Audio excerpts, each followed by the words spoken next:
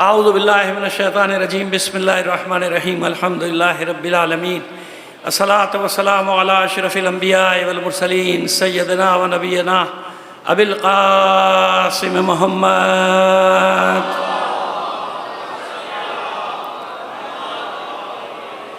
وآلہ الطیبین الطاہرین المعصومین ولعنۃ اللہ علی اعدائہم اجمعین من الآن الی قیام یوم الدین اما بعد فقد قال اللہ تعالی فی کتابہ المبین وہو اصدق القائلین وقولہ الحق بسم اللہ الرحمن الرحیم وَيَرْفَعُ إِبْرَاهِيمُ الْقَوَاعِدَ مِنَ الْبَيْتِ وَإِسْمَاعِيلُ رَبَّنَا تَقَبَّلْ مِنَّا إِنَّكَ أَنْتَ السَّمِيعُ الْعَلِيمُ رَبَّنَا وَاجْعَلْنَا مُسْلِمَيْنِ لَكَ وَمِنْ ذُرِّيَّتِنَا أُمَّةً مُسْلِمَةً لَكَ وارنا مناسکنا وتب علینا انک انت التواب الرحیم۔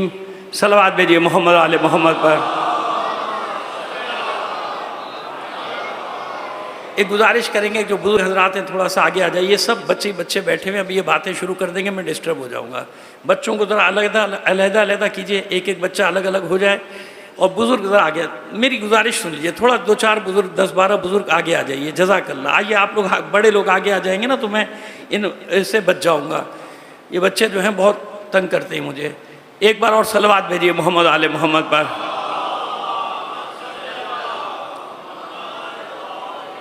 حالانکہ 40 سال ہو گئے مجھے پڑھتے ہوئے، میں خود بچوں کو آگے بلا کے بٹھاتا ہوں، پہلی بار یہ ہو رہا ہے کہ بچے مجھے تنگ کر رہے ہیں۔ ایک بار صلوات بھیجئے محمد علی محمد پر۔ آئیے، اچھا جناب، کل ہم پہنچے تھے کہاں تک؟ کعب ابن لوئی ابن غالب ابن فہر ابن مالک ابن کنانہ ابن مضر ابن نزار ابن نظر ابن ابن مدرکہ ابن خزیمہ ابن مدرکہ ابن الیاس ابن مضر ابن نزار ابن مات ابن عدنان تک، یہاں تک پہنچے، ٹھیک ہے؟ اب آج بات کو آگے بڑھائیں۔ 3 شخصیتوں کا ذکر کرنا ہے، اس سے پہلے تھوڑا سا مقدمہ ہے جو ہم گفتگو کر رہے ہیں اس کے بارے میں، جب تک ہمارے مجمع بھی ماشاءاللہ آ جائے گا جو آہستہ آہستہ آ رہا ہے، پھر ہم بات کو شروع کریں، لیکن مقدمہ بھی آپ کے کام کا ہے۔ دیکھیے، ہم تلاوت جو کر رہے ہیں وہ 127ویں اور 128ویں آیت کی کر رہے ہیں، سورہ بقرہ کی، ٹھیک ہے نا؟ 2۔ اب آئیے 129ویں آیت، اس میں کیا ہے؟ اس کے ساتھ ہی سورہ بقرہ دوسرا سورہ ہے، اس کے 127-28 کی تو میں روز تلاوت کر رہا ہوں نا آپ کے سامنے۔ 129ویں آیت میں کیا ہے؟ 129ویں آیت میں بھی دعا ہے، جناب ابراہیم کی دعاؤں کا سلسلہ جاری ہے۔ یہ میں نے آج کے لیے رکھا تھا کہ آج جہاں تک پہنچ جائے گی بات کہ میں اس آیت کو بھی آپ کے سامنے پیش کروں۔ 129ویں آیت ہے ربنا وابعث فیہم رسولا منہم یتلو علیہم آیاتک ویعلمہم الکتاب والحکمہ ویزکیہم۔ یہ ہے جناب آیت، اے پالنے والے، اب یہ دعا مانگ رہے ہیں، پالنے والے انہی میں سے ایک رسول مبعوث کر ان میں، کن میں سے؟ میری ذریت میں سے۔ اب دیکھیے ملائیے آیات کو، پہلی والی آیت کیا ہے؟ ربنا وجعلنا مسلمین لک ومن ذریتنا امتا مسلمتا لک۔ سمجھ میں آ رہی ہے بات؟ پالنے والے ہماری ذریت میں، ہماری اولاد میں، ہم دونوں کو مسلمان رکھنا، ہماری ذریت میں، ہماری اولاد میں بھی مسلمان رکھنا۔ کس کی بات ہو رہی ہے؟ ذریت کی۔ کس کی بات ہو رہی ہے؟ اولاد کی۔ اب اس کے فوراً بعد ربنا وابعث فیہم رسولا منہم، پروردگار ان میں ایک رسول مبعوث کرنا انہی میں سے، کن میں سے؟ کن میں سے؟ میری اولاد میں سے۔ اس لیے میں نے کہا نا تسلسل ہے آیات کا، الگ نہیں ہے۔ پھر پڑھتا ہوں، ربنا وجعلنا مسلمین لک ومن ذریتنا امتا مسلمتا لک، اے پالنے والے ہم دونوں کو مسلمان رکھنا اور ہم دونوں کی ذریت میں بھی اسلام کو باقی رکھنا، ایک گروہ کو مسلمان رکھنا، ایک گروہ کو مسلمان رکھنا۔ اور پھر اس کے بعد ہوتا ہے ربنا وابعث فیہم رسولا منہم، باہر سے نہیں، رسول باہر سے نہیں آئے گا، یہ جو میری ذریت ہے انہی میں سے ایک رسول کو مبعوث کرنا جو ان پر تیری آیات کی تلاوت کرے، انہیں کتاب و حکمت کی تعلیم دے اور ان کا تزکیہ نفس کرے۔ تو بات سمجھ میں آئی کہ رسول کہیں اور سے نہیں آئے گا، کیونکہ آج کل ایک شبہ پیدا کیا جا رہا ہے، سامراجی ایجنٹ اور کچھ دانشور جعلی تیار کیے گئے ہیں جو کہتے ہیں کہ نہیں حضور جو تھے وہ تو بنی اسماعیل سے نہیں تھے، وہ بنی اسحاق سے تھے، اور پتہ نہیں کیا دلیلیں لاتے ہیں جناب اسحاق کی اولاد سے لاتے ہیں۔ لیکن میں نے جو قرآن کی آیات پڑھی اس میں کیا ہے؟ مکے میں اسحاق نہیں آئے تھے، مکے میں جناب اسحاق کب آئے؟ قرآن کیا کہہ رہا ہے؟ وَإِذْ يَرْفَعُ إِبْرَاهِيمُ الْقَوَاعِدَ مِنَ الْبَيْتِ وَإِسْمَاعِیل اسماعیل کعبے کو تعمیر کس نے کیا؟ ابراہیم اور اسماعیل نے۔ نص سے قرآن یہ کہ اسماعیل ہیں کعبے میں، اسماعیل کی اولاد ہے، لیکن شبہات پیدا کیے جاتے تاکہ یہودیوں کو فائدہ پہنچایا جائے کہ نہیں بھئی اصل میں تو وہ بھی بنی اسرائیل ہیں۔ بنی اسرائیل نہیں ہیں، یہ ہیں بنی اسماعیل۔ کون ہیں یہ سب کے سب؟ بنی اسماعیل۔ پورا شجرہ ہم پڑھتے چلے آ رہے ہیں۔ لہذا یاد رکھیں کہ انہی میں سے، یعنی میری ذریت میں سے، باہر سے نہیں، میری اولاد میں، ہم دونوں کی اولاد میں ایک رسول کو مبعوث کرنا، ربنا وبعث فیہم رسولا، ان میں ایک رسول مبعوث کرنا، منہم، جو انہی میں سے ہو، یعنی میری اولاد میں سے ہو۔ صلوات بھیجیے محمد آل محمد پر۔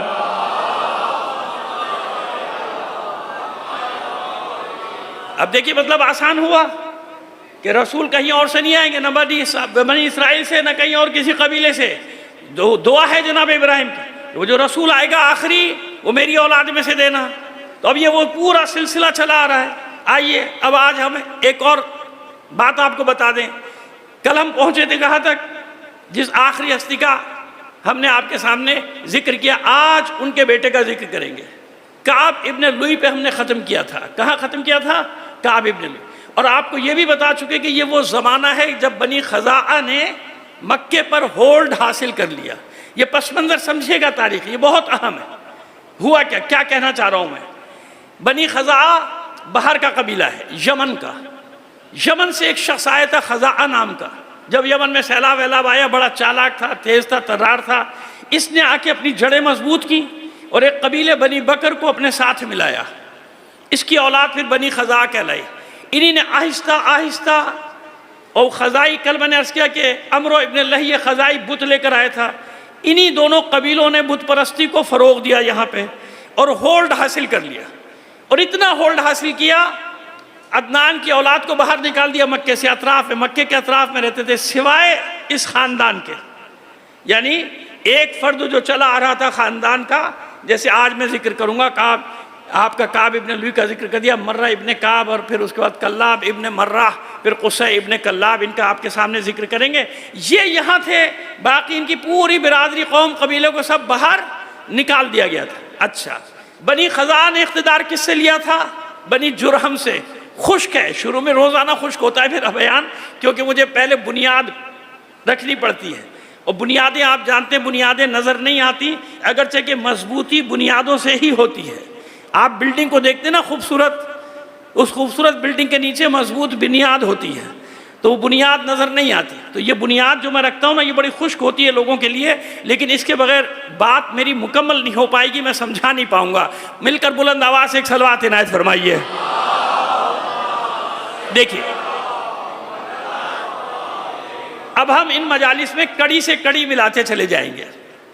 جناب اسماعیل کے ایک بیٹے تھے قیدار، ایک بیٹے تھے نابت۔ نابت، نون الف بے تے، نابت۔ نابت کو جناب اسماعیل نے متولی بنایا تھا کس کا؟ خانہ کعبہ کا۔ اور نابت کی ننیال جو ہے بنی جرہم قبیلہ، بنی جرہم جس میں شادی ہوئی تھی جناب اسماعیل کی۔ ٹھیک ہے جناب، بنی جرہم۔ نابت کے بعد یہ ہوا کہ بنی جرہم نے آہستہ آہستہ پورے مکے پہ قبضہ کر لیا۔ بنی جرہم کا قبضہ ہو گیا، ننیال تھی لیکن قبضہ کر لیا۔ اور قبضہ کرنے کے بعد جو قابضوں کا طریقہ ہوتا ہے، جو عامروں کا طریقہ ہوتا ہے، ظلم، تشدد، مار دھاڑ، بدکاری، عزت، عصمت کچھ محفوظ نہیں تھی۔ تو بنی جرہم کئی سو سال تک مکے پر قابض رہے۔ بنی جرہم سے جو اقتدار چھینا تھا وہ بنی خزاعہ نے۔ اب یہ بنی خزاعہ کی بات سمجھ میں آئی؟ بنی خزاعہ نے، اچھا بنی جرہم کے زمانے میں بنی اسماعیل تو موجود تھے نا، انہیں مکے سے نہیں نکالا گیا تھا، یہ اپنا جو سسٹم تھا اس کو یہ باقی رکھے ہوئے تھے، اور یہ چل رہے تھے کہ ٹھیک ہے ادھر جو کچھ بھی وہ کریں، لیکن انہیں اپنے خاندانوں کو ایک کر کے رکھا ہوا تھا، جمع کر کے رکھا ہوا تھا، کیونکہ جانتے تھے کہ آگے کون سا وقت آنے والا ہے۔ بنی جرہم سے چھینا تھا اقتدار کس نے؟ بنی خزاعہ نے۔ تو اب جو ہم آپ بات کریں جس زمانے کی، وہ کون سا زمانہ ہے؟ جب مکے پہ ظاہری اقتدار کس کا ہے؟ بنی خزاعہ کا۔ بنی خزاعہ ایک یمن کا قبیلہ، یمن سے آیا ہوا قبیلہ تھا، اس کا قبیلہ، اور اس نے اپنے اتحادی بھی بنائے، بہت بڑا قبیلہ ہے بنی بکر، اس کو اپنے ساتھ اس نے ملا لیا۔ اب آئیے یہ پس منظر ذہن میں رکھیے، یہ زمانہ ہے۔ اب میں شخصیات کو پڑھوں گا آپ کے سامنے تو آپ کو بڑی آسانی ہو جائے گی، کیونکہ بہت ہی اہم مطلب آج آنے والا ہے، ناقابل یقین مطلب آئے گا، لیکن میں یہاں سے کہہ رہا ہوں، میں ذمہ دار ہوں، اگر تاریخوں میں نہ ہو تو میری گردن کاٹ دیجیے گا، اگر سیرت کی کتابیں میں نہ ہو تو میں گناہ گار، ٹھیک ہے نا، کیونکہ مطلب اتنا اہم ہے جو آپ کو دینے جائیں گے آج انشاءاللہ۔ صلوات بھیجئے محمد آل محمد پر۔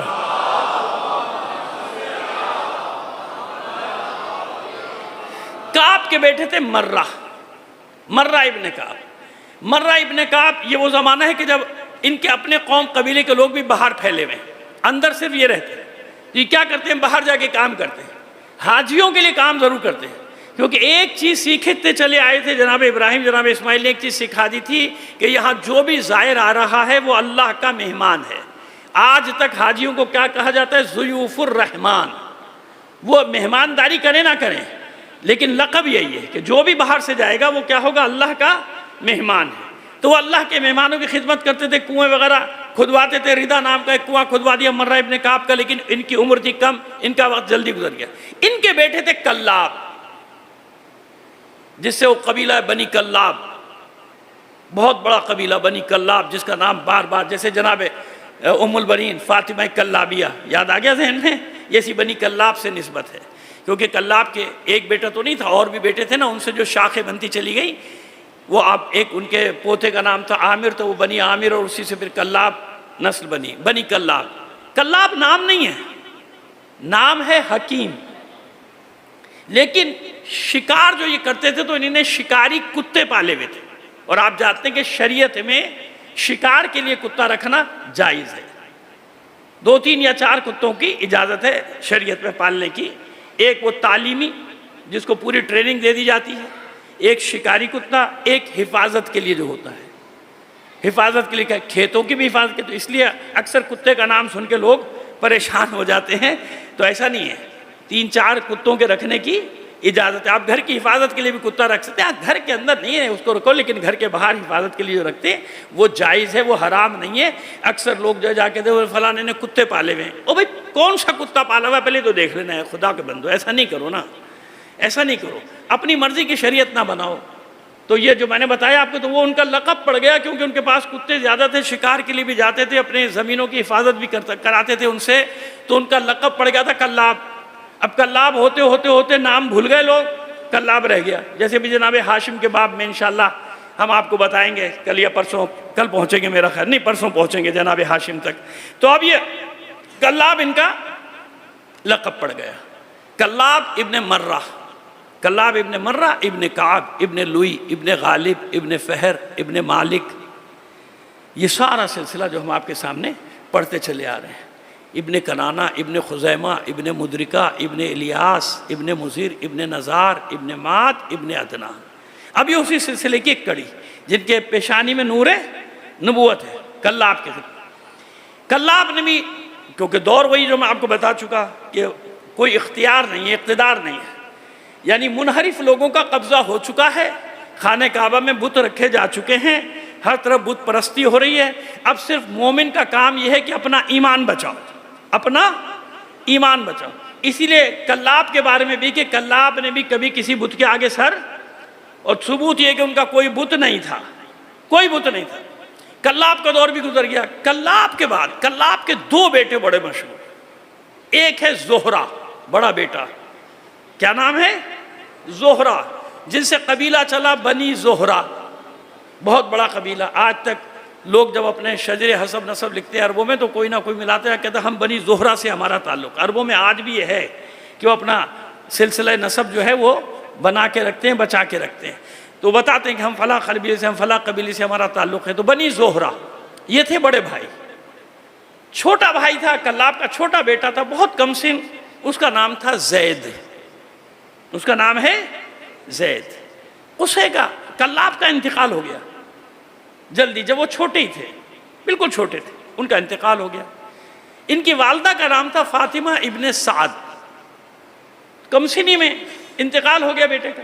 تو انہی نے بنی عذرا کے ایک شخص سے، جس کا نام ہے ربیہ، ایک شریف خاندان کا بنی عذرا، یثرب کے پاس بستی ہے، یثرب یعنی مدینہ، اس وقت تو یثرب تھا نا، وہاں کے ایک شخص سے عقد ثانی کر لیا. دیکھیں اس لیے میں بچوں سے پریشان ہوتا ہوں, دیکھیں بیچ میں سے اٹھ کے جاتے, اس لیے میں بڑوں سے کہتا ہوں کہ بیٹا بزرگ آگے بیٹھ جائے کرو.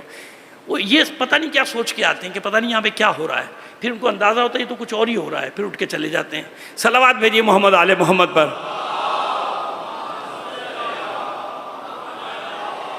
اس لیے میں ہمیشہ بزرگوں سے گزارش کرتا ہوں آپ لوگ آگے آگے بیٹھا کیجیے تاکہ میری تسلی رہے, میرا حوصلہ بندہ رہے. ویسے ہی میں خشک مجلس پڑھتا ہوں, اس میں سب یہ ہوتا ہے تو میں پریشان ہو جاتا ہوں. اللہ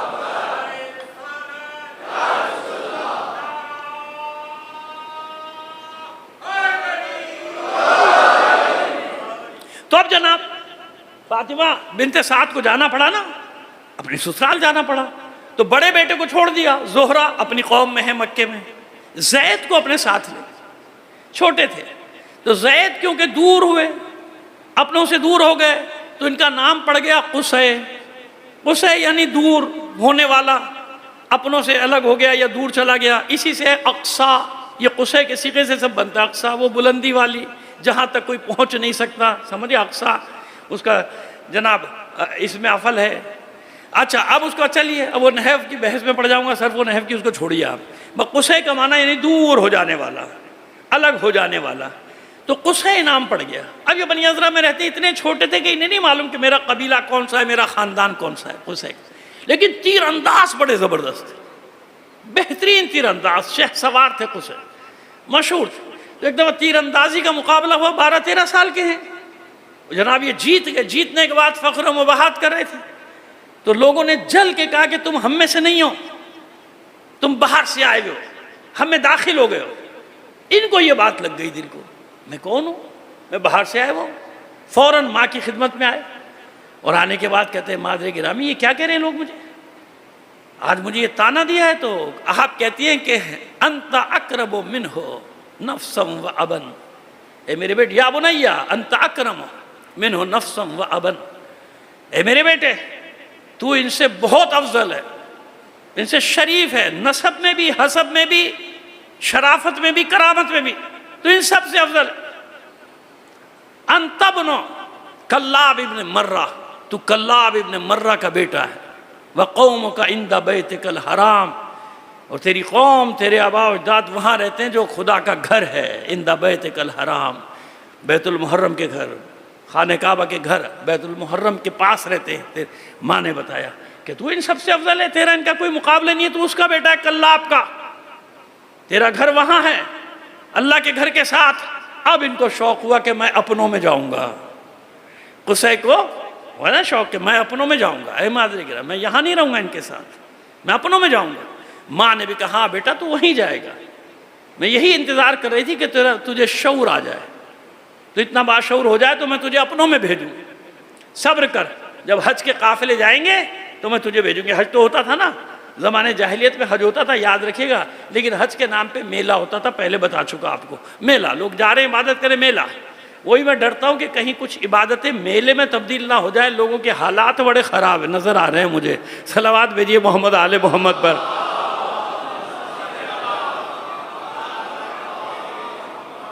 کسی معاشرے کی تباہی کے آثار جب ہوتے ہیں, جب ان کی عبادتیں میلوں میں تبدیل ہو جائیں, میلوں کی شکل آئی, وہ معاشرہ خراب ہو گیا. اس سے آگے کہنا نہیں چاہتا ورنہ بہت کچھ لکھا ہوا ہے روایات میں. اچھا بجانا, اب جب حج کا زمانہ آیا تو بنی قضاء, یہ ہے قاف سے, وہ ہے خے سے خزاء, یہ دو الگ الگ قبیلے ہیں, بنی خزاء بنی قضاء, قاف سے, دو نقطوں والا قاف. اچھا ایک چیز رہ گئی, میں نے کیا بتایا, بڑے بھائی کا کیا نام ہے, زہرہ.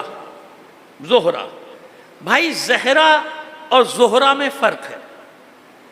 آج کل جو اردو پڑھا رہے ہیں نا کلاسوں میں, اسکولوں میں, ان کو بھی یہ فرق نہیں معلوم. وہ زہرہ نام لکھ رہے ہیں, آگے چھوٹی ہے بنا دیتے ہیں. یہ زہرہ نہیں ہوا, یہ ہوا زہرہ. کیا ہوا, چھوٹی گول ہے بن جائے تو زہرہ نہیں رہتا, یہ بن جاتا ہے زہرہ. زہرہ وہ ستارہ, اگرچہ کہ معنی میں دونوں قریب ہیں, چمکدار, روشن, نور, سفید, شفاف. تھوڑا سا فرق ہے نحوی حساب سے, اس کو چھوڑ دیجئے, لفظی معنی ایک. زہرہ بطول لکھا ہوا ہے, اس نے آگے چھوٹی ہے بنایا, وہ ہو گیا زہرہ بطول. زہرہ الگ ہے, زہرہ, زہرہ میں الف آتا ہے. کیا آتا ہے, یہ سب سن لیں بھائی، جو ٹیچر اسکول میں پڑھا رہے وہ بھی سن لو، کیونکہ انہیں بھی نہیں پتا۔ میں بچوں کی کاپیاں چیک کرتا ہوں، پھر ٹھیک کر کر کے بھیجتا ہوں اردو ان کی، کہ وہ خدا کے بندو کیا کر رہے ہو تم لوگ۔ جیسے منذر اور منظر، اب بچے کا نام ہے منذر، منظر لکھا ہوا آ گیا، میں نے کہا بھائی تو آپ نے منظر لکھا، کہا نہیں منذر لکھا ہے۔ بھائی زوئے اگر آ جائے تو ہوگا منظر، منذر نہیں ہوگا۔ منذر یعنی ڈرانے والا، تو منذر کس سے لکھا جائے گا؟ زال سے، میم نوئے میم نون زال رے۔ اردو بھی پڑھانی پڑتی ہے مجھے ممبر سے، صلوات بھیجیے محمد آل محمد پر۔ خیر میں اپنی ڈیوٹی پوری کرتا ہوں بھائی، عمل تو ہونا نہیں، میں اپنی ڈیوٹی پوری کرتا ہوں۔ خیر جناب، تو یہ میں نے اس لیے بتایا کہ زہرہ الگ ہے، زہرہ آل زہرہ، بنی زہرہ یعنی فاطمہ زہرہ کی اولاد۔ صلوات بھیجیے محمد آل محمد پر۔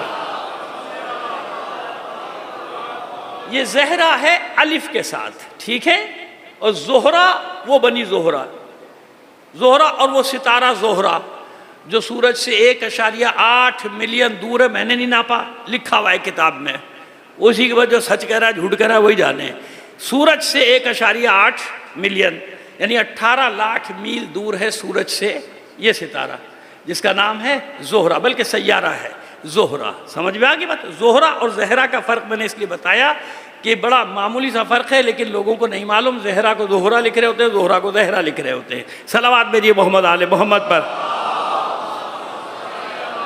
آئیے اچھا جناب، اب جب وہ قافلہ چلا بنی قضاء کا قاف سے، بنی قضاء کا قافلہ چلا تو اس میں جناب یہ ساتھ ہو گئے، خط دے دیا گیا، ماں نے خط دے دیا اپنے بڑے بیٹے زہرہ کے نام کہ تیرا بھائی آ رہا ہے، اس کا خیال کر۔ اور زہرہ تو خوش ہو گیا کہ میں اکیلا تھا، میرا بھائی آ رہا ہے، قصے آ رہا ہے، اور نوجوانی کے عالم میں آ رہا ہے، 13-14 سال کا ہو گیا۔ خیر جناب یہ پہنچے مکے، بھائی نے استقبال کیا، اپنے گھر میں ہی ٹھہرایا، بھائی کے ساتھ رہے۔ تھوڑے ہی دنوں میں مکے والوں کو پتہ چلا کہ کوئی نابغہ آ گیا۔ یاد رکھیے قصے کے بارے میں تعارفی جملے کہہ دوں کہ یہ وہ نابغہ تھا اپنے زمانے کا جس نے پوری عرب دنیا میں پہلی پارلیمنٹ قائم کی۔ ابھی بتا دوں گا، پہلی پارلیمنٹ، نابغہ تھا، اس نے سسٹم بنا کے دیا عربوں کو۔ حجاز کی سرزمین میں اس نے ایک سسٹم بنایا کہ اس سسٹم کے تحت چلو، اس سسٹم کے اوپر چلو۔ یہ میں نے ابتدائی تعارف کرایا، اب آپ کی سمجھ میں آگے جو میں کہنے چاہ رہا ہوں کہ حضور کے اجداد میں قصے کون، اور اسی لیے اس کا لقب، یہ تیسرا فرد ہے جس کا لقب پڑا قریش۔ بس یہ 3 ہی فرد ہیں جن کا لقب قریش پڑا، نضر ابن کنانہ، فہر ابن مالک اور تیسرے قصے۔ لیکن ان میں سب سے زیادہ جو مشہور ہوا وہ قصے، سب سے زیادہ قصے۔ اب آئیے، اب یہ قصے تھوڑے ہی دن میں مکے کو معلوم ہو گیا کہ یہ غیر معمولی صلاحیتوں کا حامل ہے۔ قبضہ کس کا ہے، اقتدار کس کا ہے؟ یاد ہے، بنی خزاعہ، خزائیوں کا اقتدار ہے۔ اس وقت خزائیوں کی طرف سے جو متولی ہے کعبے کا، اس کا نام ہے حلیل ابن حبسیہ یا خلیل۔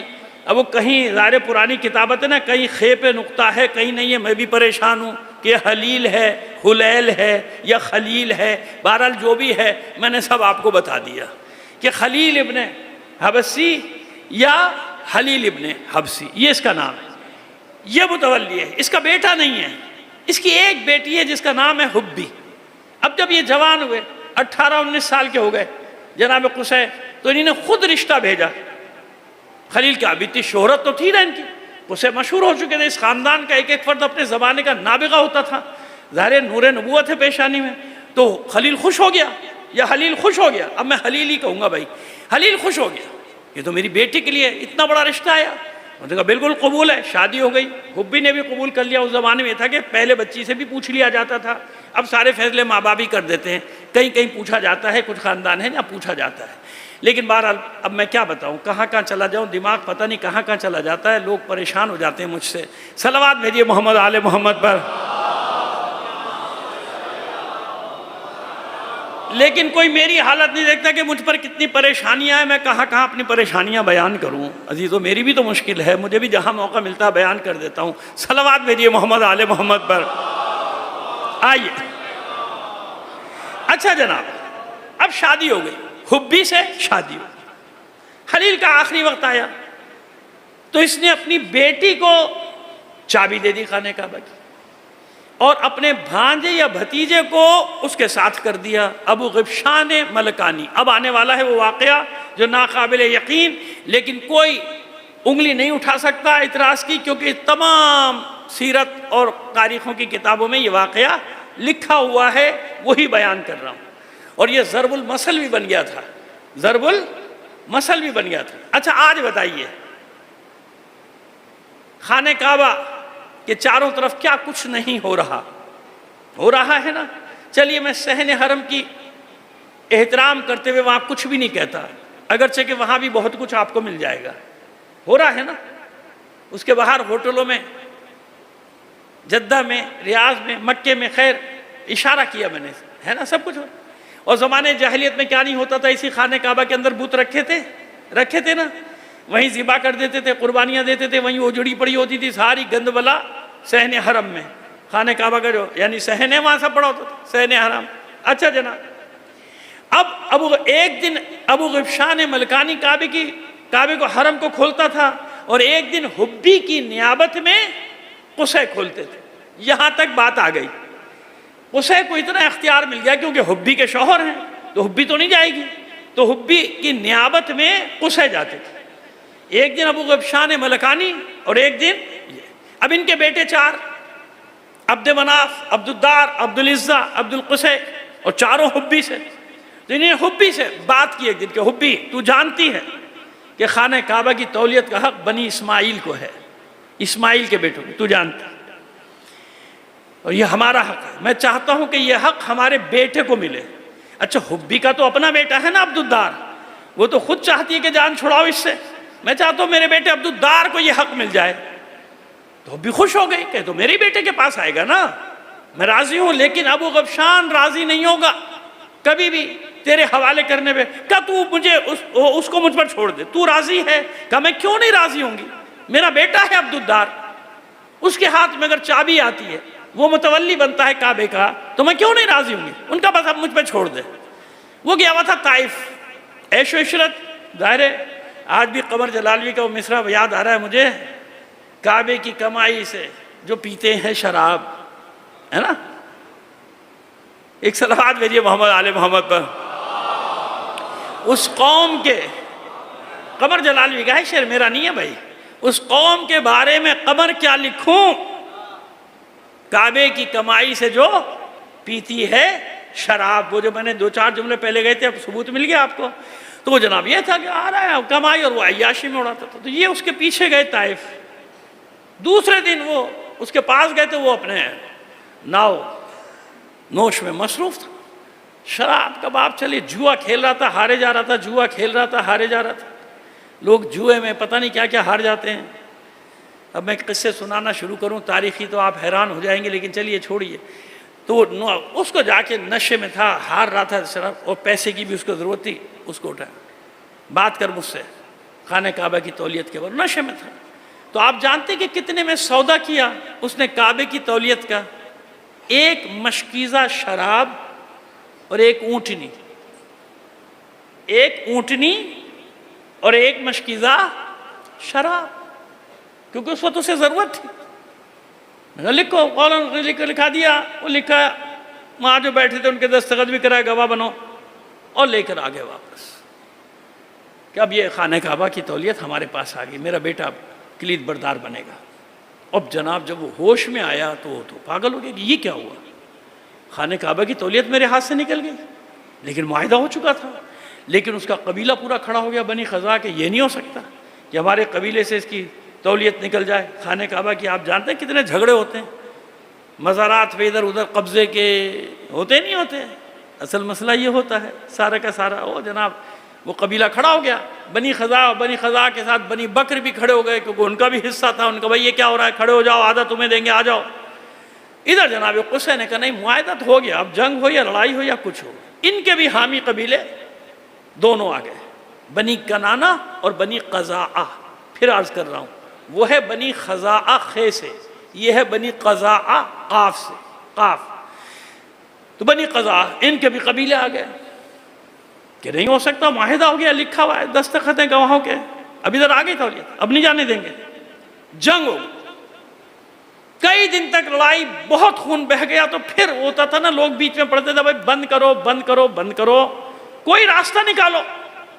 اب راستہ نکالا جو دونوں چاروں قبیلوں کے لیے قبول تھی، ایک شخصیت تھی وہاں یعمر ابن عوف، جن کے دیانت داری مشہور تھی، یعمر ابن عوف، دونوں نے اس پر اتفاق کر لیا کہ جو یہ فیصلہ کرے گا منظور۔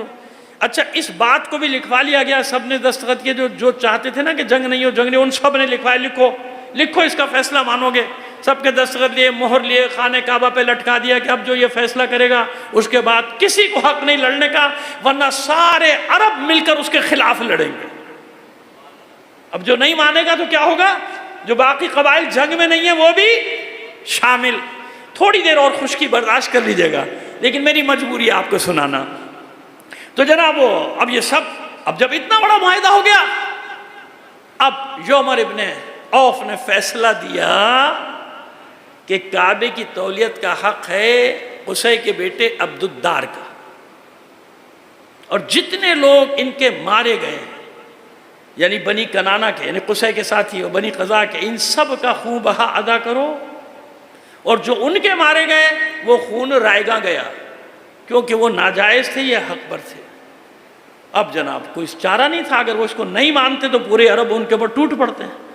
اس طرح سے جناب قصی نے حکمت عملی کے ذریعے سے واپس بنی اسماعیل میں پلٹائے۔ کیوں؟ اب رسول کے آنے کا زمانہ قریب آتا جا رہا ہے نا، 150-200 سال رہ گئے آنے میں، لہذا اس سے پہلے زمین ہموار ہو رہی ہے کہ یہاں بنی اسماعیل کا کم سے کم کنٹرول تو ہو جائے۔ تو بنی اسماعیل کا کنٹرول جناب قصی نے لیا۔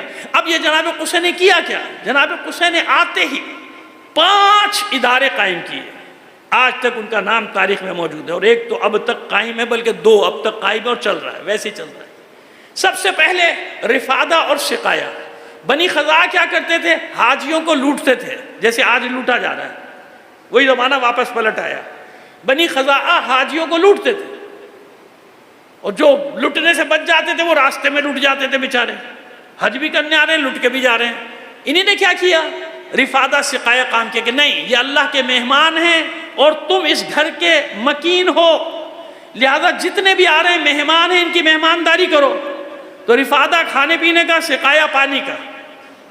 یہ زمزم بیچتے تھے، حسین نے کہا خبردار، یہ سب کے لیے، جیسے میرے جد نے کیا تھا، مضر نے، نزار نے، کہ زمزم بکے گا نہیں، زمزم سب کے لیے، لہذا کھانے پلانے کا انتظام رفادہ سقایا، جو بعد میں جناب ہاشم کے پاس آیا، ہاشم کے بعد جناب عبد المطلب کے پاس آیا، جناب عبد المطلب کے بعد جناب عباس اور جناب ابو طالب کے پاس آیا۔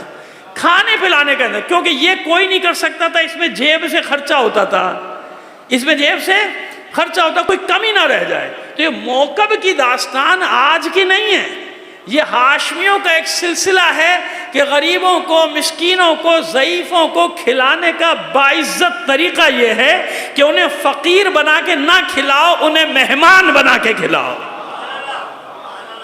دیکھا طریقہ؟ دیکھا کھلانے کا طریقہ کیا ہے کہ فقیر سمجھ کے یوں نہ دو، بلکہ ان کو مہمان بنا کے سر جھکا کے دو۔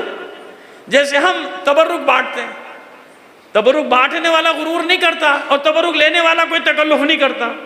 کیوں؟ دینے والے کا سر جھکا ہوتا ہے، بھائی مولا کے نام پہ دے رہا ہے، اگر کسی کا سر اونچا ہے کچھ ہے تو بھائی وہ اپنا ذمہ دار ہے، ہم تو اصول بتا رہے ہیں۔ لینے والا عزت سے لیتا ہے، کوئی بھیک تھوڑی لے رہا ہوں، مولا کا تبرک لے رہا ہوں، ایسا ہے نا؟ تو بھائی یہ سلسلہ آپ دیکھیں گے شروع سے، یہ خون بولتا ہے، یہ خون کا اثر ہے جو قیامت تک چلے گا، کہ کسی کو بھوکا نہیں دیکھ سکتے ہاشم، کسی کو کمزوری کے عالم میں نہیں دیکھ سکتے، ضعیفی کے عالم میں جو ہو سکتا ہے وہ کریں گے ہاشم، جو ہو سکتا ہے۔ تو قصی نے رفادہ سقایا کا انتظام۔ اب جب حاجی آئے تو حیران، موکب لگے ہوئے، پانی کے کنویں نئے بنے ہوئے، پانی رکھا ہوا ہے، اور ایسے گڑھوں میں رکھ دیا جاتا تھا۔ ہر زمانے میں ایک سسٹم ہوتا تھا نا ٹھنڈا کرنے کا، ٹھنڈا پانی رکھا ہوا، اس میں کشمش ڈالی جاتی تھی تاکہ میٹھا ہو جائے، کھارا ہوتا تھا نا، کشمشیں نیچے بیٹھ گئیں، پانی میٹھا ہو گیا۔ لوگ حیران کہ بھئی کتنے کا ایک گلاس؟ کہا کتنے کا گلاس نہیں، جاؤ پیو اللہ کے نام پہ، تم مہمان ہو، کھانے کا انتظام ہو رہا ہے۔ حاجی حیران کہ کون آ گیا؟ اب یہاں سے قصی کی شہرت پورے سرزمین عرب میں جاری کہ وارث اسماعیل و ابراہیم قصی آ گیا ہے، قصے نے یہ محکمے قائم کر دیے، رفادہ سکھایا، اور اب حاجیوں جاؤ اطمینان سے جاؤ، کم سے کم جتنے دن مکے میں رہو گے تم بھوکے پیاسے نہیں رہو گے، تمہیں کھانا بھی ملے گا، تمہیں پانی بھی ملے گا فری میں، کوئی پیسہ لینے والا نہیں، سسٹم پہ ضرب لگائی۔ دوسرا حجابہ، حجابہ کیا؟ چابی۔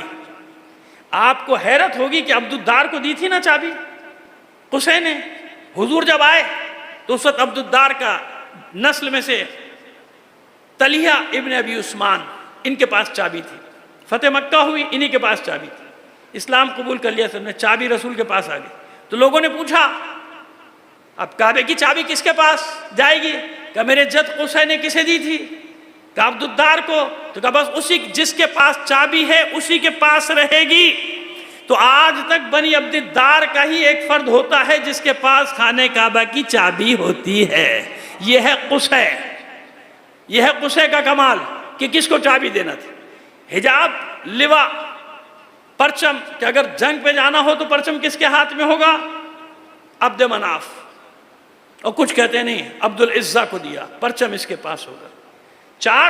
پانچواں ادارہ ندوہ، جس کا آپ نام سنتے ہیں، مدارس ہے نا آج کل اس کے نام پہ، بہت بڑا مدرسہ ہے یو پی میں دار الندوہ، جس کے آج کل بہت مشہور عالم دین مفتی وائس چانسلر بھی رہے ہیں اس یونیورسٹی کے، 8-10 ہزار اس میں طلبہ پڑھتے ہیں، دینی اور جدید تعلیم، دار الندوہ۔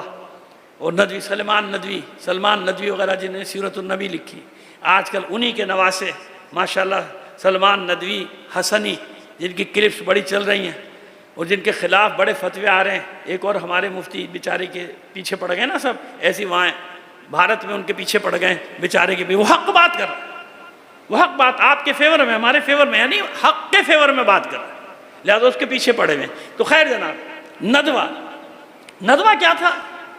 2 عمارتیں بنوائیں قصے نے، ایک مزدلفہ میں بنائی، پہلے مزدلفہ کا بتا دیں، مشعر الحرام جس کو کہتے ہیں مشعر، وہاں عمارت بنائی، وہاں سے بیٹھ کے کنٹرول کرتے تھے حج کو، جیسے کنٹرول روم نہیں ہوتا، کنٹرول روم بنا دیا انہوں نے، مشعر الحرام میں ایک بلڈنگ بنوائی پہلے، کنٹرول روم، حاجی آ رہے ہیں، پہاڑوں پہ روشنی کا انتظام کرو، مزدلفہ اور منی کے پہاڑوں پہ آگ جلائی جاتی تھی کہ رات کے وقت جو حاجی آ رہے ہیں ان کو رہنمائی کے لیے راستہ نہ گم ہو جائے، ادھر ادھر نہ چل جائیں، اور ان کو معلوم رہے کہ یہ حدیں ہیں، یعنی وہ نشان جو مضر نے لگائے تھے ان نشانوں کی تجدید کی، اور وہاں الاؤ روشن کیے جاتے تھے۔ اب آج وہ الیکٹریسٹی ہے، لال لال رنگ کے بلب آپ کو نظر آتے ہیں، تو یہ لگانے والے قصے تھے تاکہ لوگ اپنی حد سے باہر نہ نکل جائیں۔ مشعر الحرام میں بلڈنگ بنائی، وہاں ان کے خاندان کے لوگ بیٹھے ہوتے تھے، کنٹرول کر رہے ہوتے تھے، ان کے والنٹیئرز گھوم رہے ہوتے تھے، حاجیوں کی رہنمائی کر رہے تھے، اس سے آگے نہ جانا، مزدلفہ یہاں تک ہے، یہاں تک عرفات ہے، یہاں سے آدمی آ جاؤ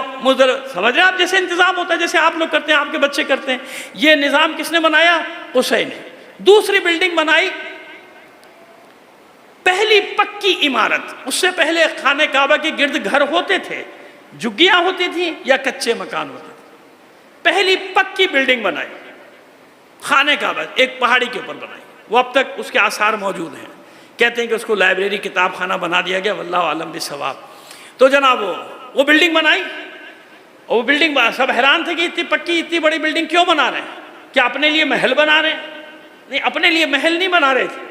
کیا کیا اس کو بنانے کے بعد؟ اس کو نام دیا ندوہ، مشورے کرنے کی جگہ، فیصلے کرنے کی جگہ۔ تمام قبیلوں کو حکم دیا کہ دیکھو جب تمہارا کوئی مسئلہ ہو یہاں جمع ہو جاؤ، ہر قبیلے کے 2 نمائندے لیے، اور نمائندے لے کے ندوہ کا ممبر بنا دیا کہ جھگڑا کرنے سے پہلے آپس میں بیٹھو، فیصلہ کرو، فیصلہ ہو جائے، یہاں بیٹھ کے فیصلہ کرو۔ تو یہ پہلی پارلیمنٹ تھی، اسمبلی تھی جو قصے نے بنائی، تاکہ خانہ جنگی سے بچا جائے، سول وار سے بچا جائے، ایک حد تک کامیاب رہے۔ پوری خانہ جنگی ختم نہیں کر سکتے تھے، کیوں نہیں ختم کر سکتے تھے؟ یہ مکے میں کیا تھا نا، اب دوسرے جو طائف، یثرب، خیبر، ادھر جو قبائل تھے ان کی لڑائیاں تو چل رہی تھیں، اور ان کے معاہدے تھے قبیلوں سے، تو جب کسی قبیلے کی لڑائی ہوتی تھی یہاں سے کسی قبیلے کو مدد کے لیے، کیونکہ حلیف تھا، جانا پڑتا تھا۔ لیکن بڑی حد تک قصے نے کیا کیا کہ مکے کی جنگوں کو، لڑائیوں کو ختم کر دیا کہ ندوہ میں آؤ، بیٹھو، بات کرو، جب بات کرو گے کوئی نہ کوئی نتیجہ نکل آئے، یا اگر جنگ پہ بھی جانا ہے تو یہاں سے جائیں گے، اگر کوئی مکے پر حملہ کر رہا ہے تو ہم یہاں جمع ہوں گے، یہاں سے اپنا پرچم لے کے یہاں سے آگے جائیں گے۔ تو یہ 5 کام ایسے تھے کہ تاریخ میں جس نے قصے کو امر کر دیا تھا۔ قصے اتنا بڑا آدمی بن گیا تھا۔ ایک صلوات بھیجیے محمد آل محمد پر۔ لمبی ہو گئی بات، بس میں دیکھیے اب میں آپ کو بتاؤں، ایک معذرت چاہ رہا ہوں، میں یہیں پہ ختم کر رہا ہوں، بات بہت لمبی ہو گئی۔ ابھی کچھ باتیں ہیں جو میں کل کروں گا، لیکن آج جو اتنی خشک مجلس ہوئی تو مجھے معاف کر دیے گا، لیکن میری مجبوری یہ ہے کہ میں چاہتا ہوں کہ مطلب کو پوری حد تک آپ تک پہنچا دیا جائے، کیونکہ یہ جو مجمع آ رہا ہے اسے میں جانتا ہوں، یہ کہیں نہیں جائے گا 9 تاریخ تک، یہ مجھے سننے آئے گا انشاءاللہ جب میں زندہ ہوں، کیونکہ میں دلچسپی چہروں سے پتہ چل جاتی ہے نا، کوئی سو نہیں رہا، سونے والے جو تھے وہ 1-2 اب وہ آج نہیں آ رہے، ان کا بھائی چھوڑو بھائی یہ عجیب مجلس ہے، کہیں اور چلو۔ تو اب سمجھ میں آ گئی میری بات کہ مجھے یہ اچھا لگتا ہے کہ آپ میرے جو مطلب دے رہا ہوں اس مطلب کو سن رہے ہیں، سمجھ رہے ہیں، کیونکہ اس سے آپ کو دلیلیں ملیں گی آگے بات کرنے کے لیے کہ اللہ کے رسول کے اجداد میں کوئی کافر نہیں تھا، کوئی کافر نہیں تھا، سب مسلمان تھے، سب جانتے، سب اسلام پر تھے۔ آئیے میں نے بات کو یہاں پہ روک دیا کہ میری اچانک گھڑی پہ نظر پڑ گئی۔ یہ مجلسیں ایسی ہیں، یقین کریں میں نے 27-28 سال پڑھی تھی، وہ جوان بھی تھا، تو 2.5 گھنٹے کی ایک مجلس پڑھی تھی میں نے، وہ لوگ سن رہے تھے توجہ سے، لیکن اب ڈرتا ہوں کہ اتنی لمبی کوئی مجلس سنے گا نہیں۔ صلوات بھیجیے محمد آل محمد۔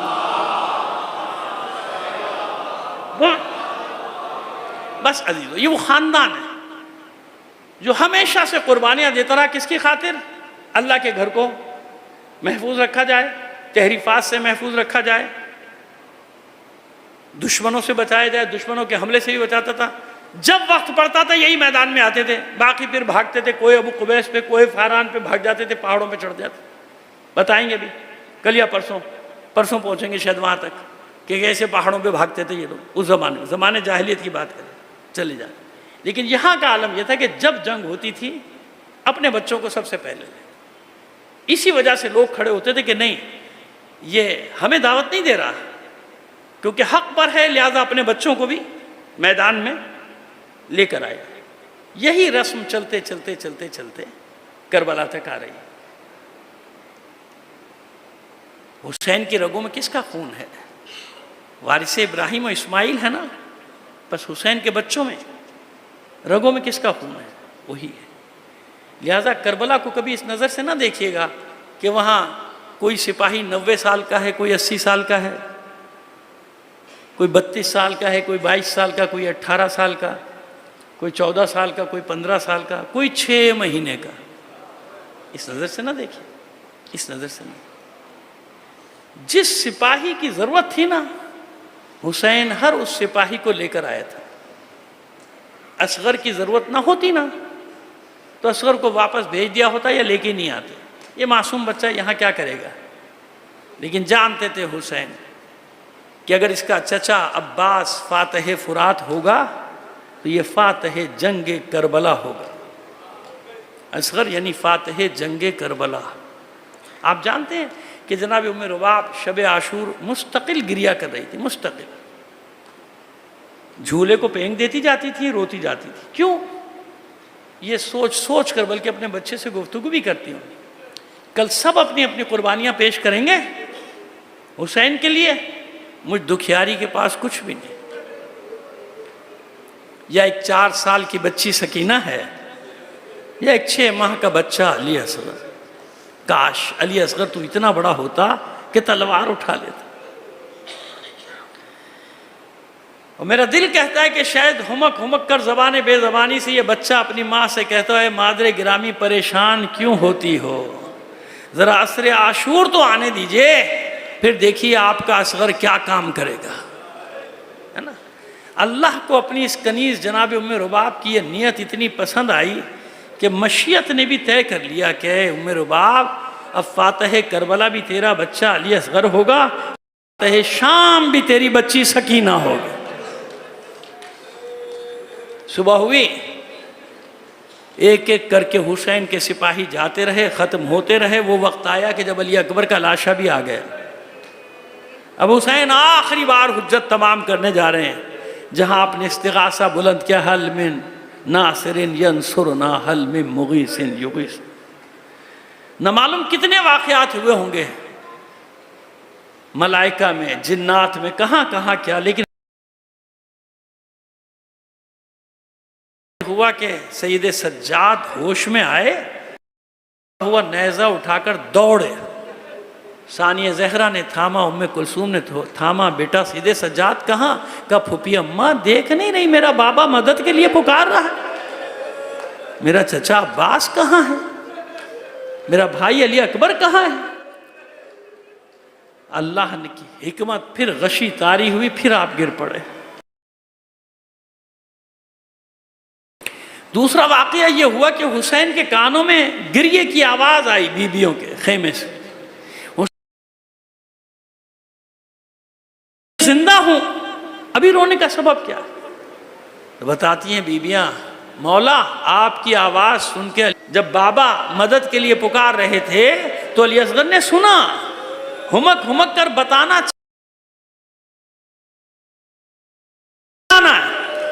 جب کوئی نہ سمجھ سکا علی اصغر کی زبان، تو علی اصغر نے جھولے میں سے کروٹ لی، اپنے آپ کو گرا دیا تاکہ سب کی توجہ میری جانب ہو۔ حسین نے غور سے دیکھا، کلاؤ میری آغوش میں لاؤ، بہت پیاسا ہے، بہت پیاسا ہے علی اصغر، لاؤ اسے پانی پلا لاؤ۔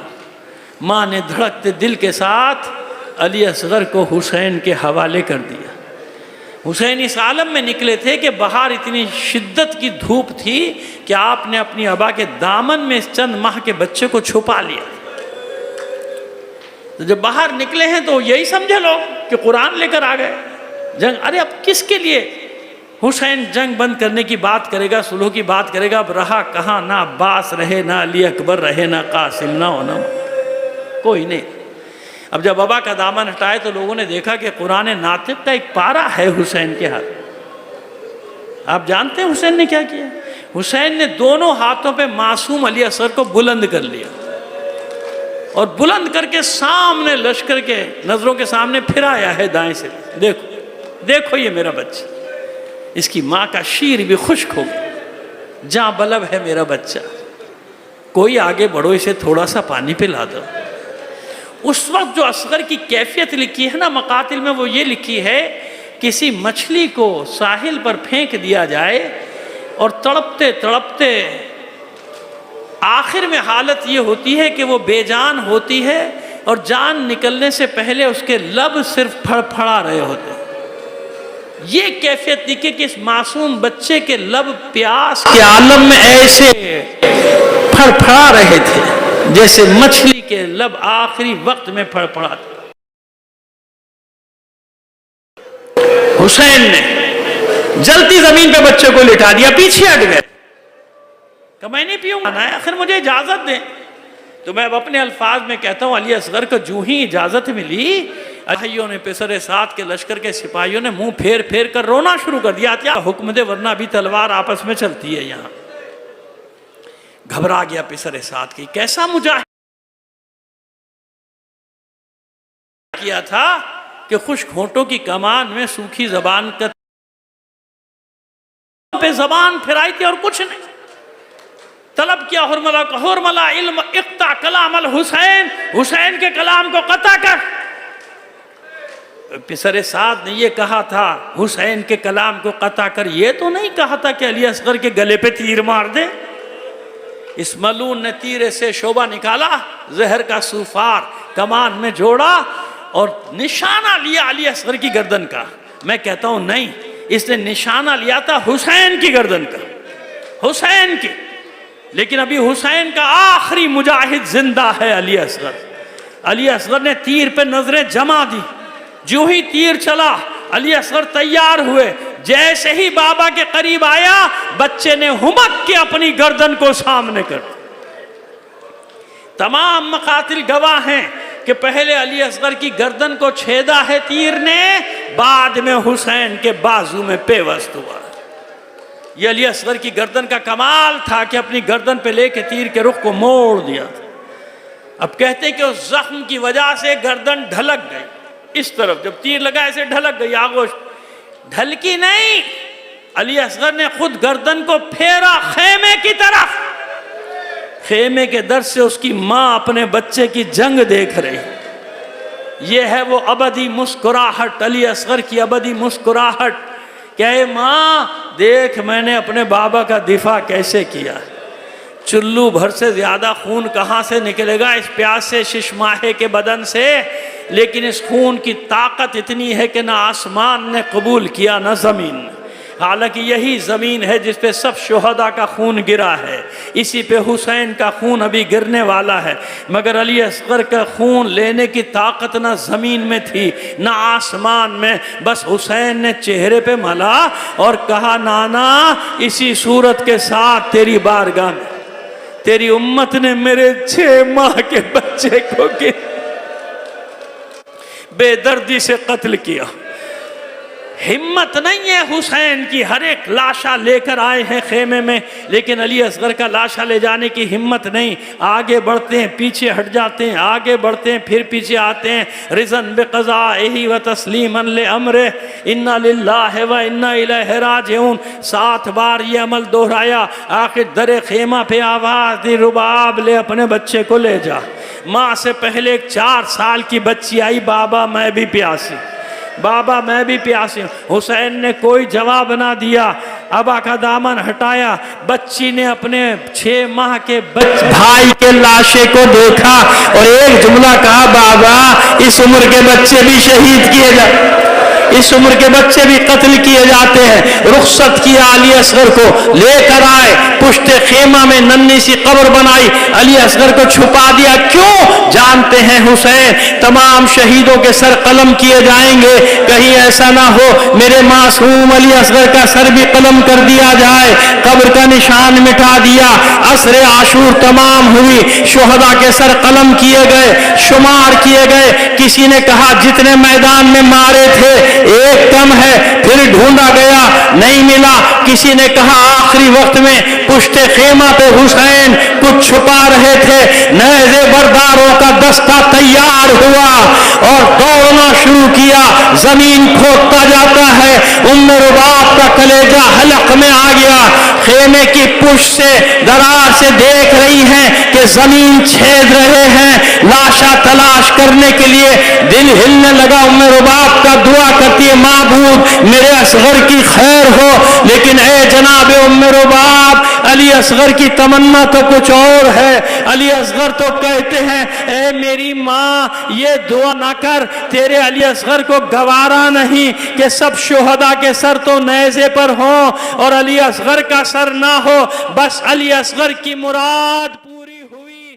ایک ملعون کا نیزہ جو زمین میں گیا، اب جو واپس آیا نو کے سنا پہ ام رباب کا ام رباب کا 6 ماہ کا علی